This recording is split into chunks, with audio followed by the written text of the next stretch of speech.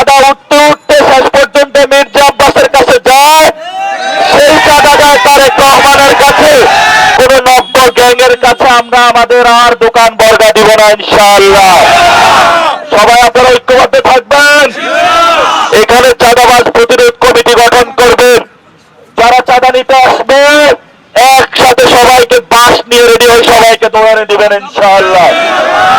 ঢাকা ৮-এ চাঁদাবাজি বহু গুণে বেড়ে গিয়েছে। গণ অভ্যুত্থানে আমরা রক্ত দিয়েছিলাম, আমাদের অনেক ভাই শহীদ হয়েছিল, অনেক ভাই আহত হয়েছে। এই নতুন বাংলাদেশে আমরা কোন দোকান দখল দেখতে চাইনি, কিন্তু দোকান দখল হয়েছে। কারা করেছে এটাই আমরা জানি। চাঁদা উঠতে উঠতে শেষ পর্যন্ত মির্জা আব্বাসের কাছে যায়, সেই চাঁদা যায় তারেক রহমানের কাছে। আমাদের ভয় পাবার আর কোনো কারণ নাই।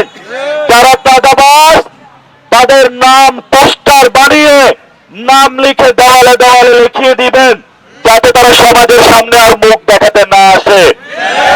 ঐক্যবদ্ধ থাকবেন। 12 তারিখে শাপলাকলির পক্ষে রায় দিবেন, হা ভোটে সিল মারবেন, নতুন বাংলাদেশ হবে। আমি বেঁচে থাকতে ইনশাল্লাহ ডাকবেন, যে কোনো সময় চলে আসবো।